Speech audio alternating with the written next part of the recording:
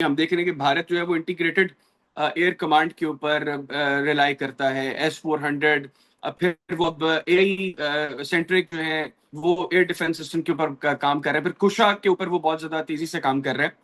तो पाकिस्तान इस हवाले से जो है वो क्या इकदाम उठा रहा है, क्योंकि ये बात दुरुस्त है कि दुश्मन के हमलों का जवाब देने के लिए तो हम लोगों ने बहुत बेहतरीन काम किया, लेकिन अपनी फिजाई हदूद की जो हिफाजत है वो भी बड़ा एक अहम काम है।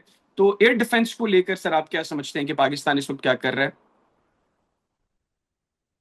देखिए, जिस तरह मैंने आपको जिक्र किया कि पाकिस्तान एयरफोर्स ने बुनियादी तौर पे टेक्नोलॉजी को हमेशा हार्नेस करने की कोशिश की है और फ्यूचरिस्टिक वॉरफेयर के लिए हमेशा से तैयार रहे हैं।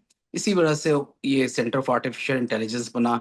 इसी वजह से हमारे कमांड एंड कंट्रोल सेंटर्स जो हैं, they are equipped in a much more better manner with decision support tools. और इसी वजह से हमारा एक अपना कॉमन और सॉवरेन डेटा लिंक है जिसको हमने इस्तेमाल किया। तो ये चीज़ें आसानी से नहीं होती, इनके लिए कई साल लगते हैं, कई एफर्ट्स होते हैं, कई लोगों ने इसमें शराकत की, कई लीडरशिप्स आई जिन्होंने इस पे जोर दिया। जिस तरह हमारा एक न्यूक्लियर प्रोग्राम था, उसके ऊपर डेफिनेटली किसी ने स्टार्ट लिया। शुरू में हमारे कुछ साइंटिस्ट थे, अब्दुल कदीर खान साहब थे, मुनीर साहब थे। इन लोगों ने इस पे मेहनत की, इसका एक पूरा कॉन्सेप्ट बनाया और इसको फिर इम्प्लीमेंट किया, और लोगों ने भी उसके साथ शिरकत किया और इसकी कंटिन्यूटी मेंटेन की।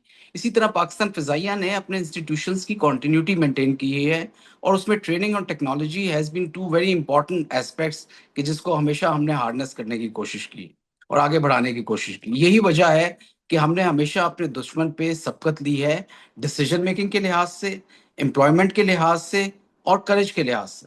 तो ये तीनों चीज़ें, विल टू फाइट जो है और जो आपकी डिसीजन मेकिंग है, वो पाकिस्तान फ़िज़ाइया की हमेशा से बेहतरीन रही है, और टेक्नोलॉजी उसमें शामिल रही है और शामिल रहेगी आने वाले दिनों में भी।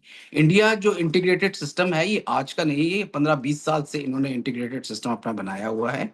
But some of the other देखें, एक बड़ी इंपॉर्टेंट सेइंग है कि if you have the fifth generation aircraft and equipment, but your concept and your training is third generation, then you will employ your equipment like a third generation Air Force. तो ये Indian air force ने एक fifth generation या 4.5 generation जहाज़ों को और equipment को और S-400 को और ड्रोन्स को, इनका जो एम्प्लॉयमेंट का तरीका रहा वो थर्ड जनरेशन वाला रहा, और इसी वजह सही। से उन्होंने मार खाई हमेशा इस पाक फजाइया के मुकाबले में। आई होप कि मतलब उनको इस चीज का समझ आई हो, जो कि उन्होंने पुलवामा से तो कुछ नहीं सीखा था, लेकिन उसके बाद फिर दोबारा से ये हुआ, और पहलगाम वाला ये जो ऑपरेशन सिंदूर था उसमें भी इन्हें काफी एक किस्म का शर्मिंदगी का सामना करना पड़ा। तो आगे मैं देख रहा हूँ कि definitely they are equipping their air force, modernise कर रहे हैं बहुत ज्यादा, और टीओटीज भी ले रहे हैं, और राफेल भी जो है वो ये लेकर जाएंगे, तकरीबन 200 जहाजों तक इनकी कोशिश है। ड्रोन्स बहुत ज्यादा ले रहे हैं, इसराइल की टेक्नोलॉजी भी ले रहे हैं, उनसे ट्रेनिंग भी ले रहे हैं। तो इसराइल के साथ इनका जो गठजोड़ है वो एक बहुत डेंजरस है, बिकॉज इसराइल जो है वो आर्टिफिशियल इंटेलिजेंस में बहुत आगे है। और अगर आपने एक नया देखा हो, जो अभी कांग्रेस ने लॉ पास किया है, जिसमें 1.13 ट्रिलियन की जो है वो इंडिया, सॉरी, इसराइल और अमेरिका की कोलैबोरेशन है in artificial intelligence, in quantum computing and weapon जो प्रोडक्शन है उसमें। सो ये एक बहुत बड़ा फिगर है, और ये जिस तरफ जा रहे हैं, ये एक, I would say that is a very dangerous path, जिसकी तरफ हमें इसकी सहमत होनी चाहिए, हमें इसके साथ चलना चाहिए, इसको देखना चाहिए। और डेफिनेटली पाकिस्तान फजाइया इस पूरी सिनेरियो को देख रही होगी, क्योंकि तो उसको इसराइल उसको इज काउंटर करने डेफिनेट। के लिए सर आप क्या समझते हैं पाकिस्तान के पास क्या ऑप्शंस हैं? क्योंकि देखिए, चाइना मैं भी हम देख रहे हैं कि बड़ा तेजी से इसके ऊपर काम कर रहा है, और जिस तरह आपने बिल्कुल पहले खुद भी जिक्र किया था कि चाइनीज टेक्नोलॉजी और चाइनीज जिस तरीके से तेजी से इन सारी चीजों में इन्वॉल्व हो रहे हैं वो भी दुनिया को हैरान कर रहे हैं।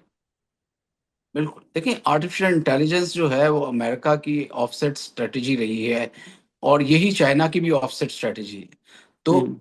मेरा ख्याल में हवावे जैसी कंपनीज और बाकी जो हैं वो डेफिनेटली एआई में एज ले चुकी हैं काफी सारी अमेरिकन कंपनीज के मुकाबले में।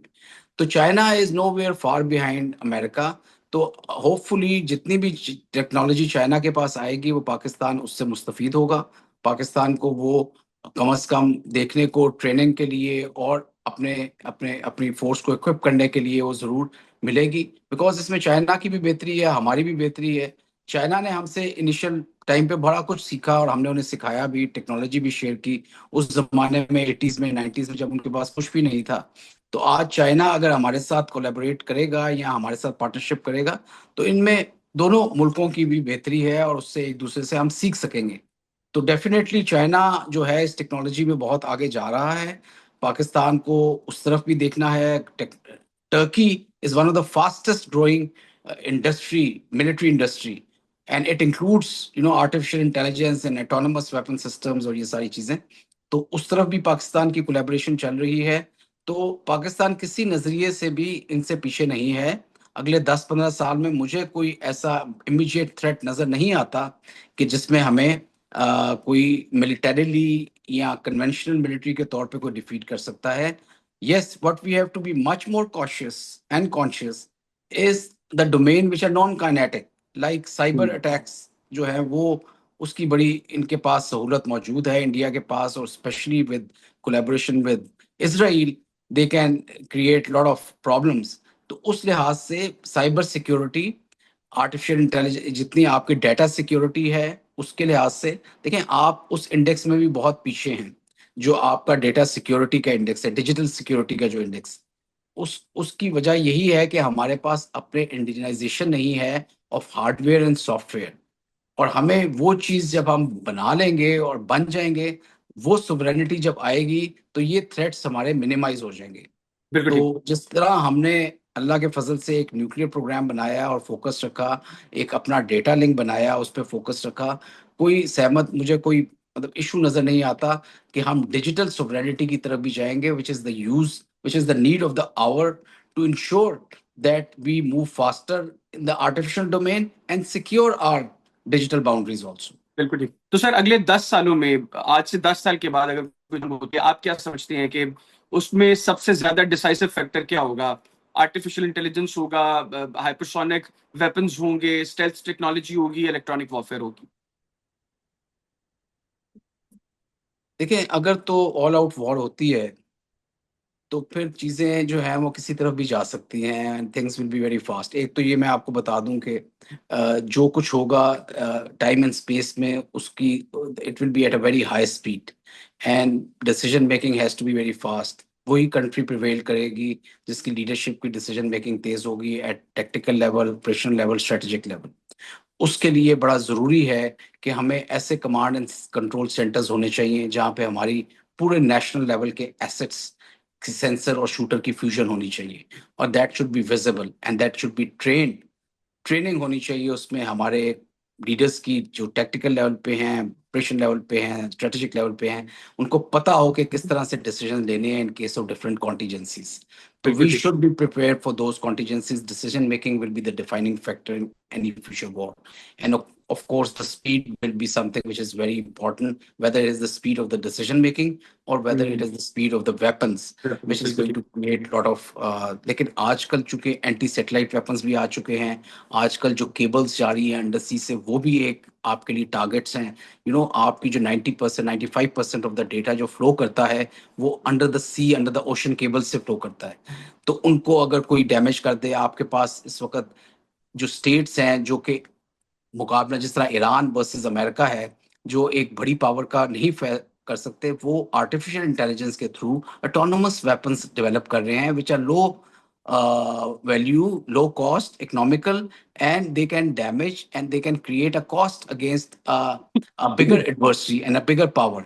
तो ये बिल्कुल ठीक। चीजें जो हैं इस दुनिया में अब आती जा रही हैं because of the artificial intelligence, because of the autonomous weapons, because of the robotics. तो अगर एक छोटा मुल्क भी है और उसके अंदर एक डिटर्मिनेशन है, उसके अंदर नो हाउ मौजूद है, उसके अंदर एक विल टू फाइट है और टेक्नोलॉजी को उसने हार्नेस किया है, and Iran is a classical example of that. कि उन्होंने ना सिर्फ ये कि इतने एडवर्सिटीज, इतने बड़े एडवर्सिटीज, इतने powerful forces with all the neighbours as hostile, अपने आप को ना सिर्फ बचाया, प्रिजर्व किया और अपने आप को सेफ रखा, अपने वेपन्स को सेफ रखा। उसके बाद उसका जवाब भी दिया, रिस्पॉन्ड भी दिया, और कॉस्ट ऑफ जो वॉर है उसको बहुत फिनोमिनली इंक्रीज किया अगेंस्ट अमेरिका।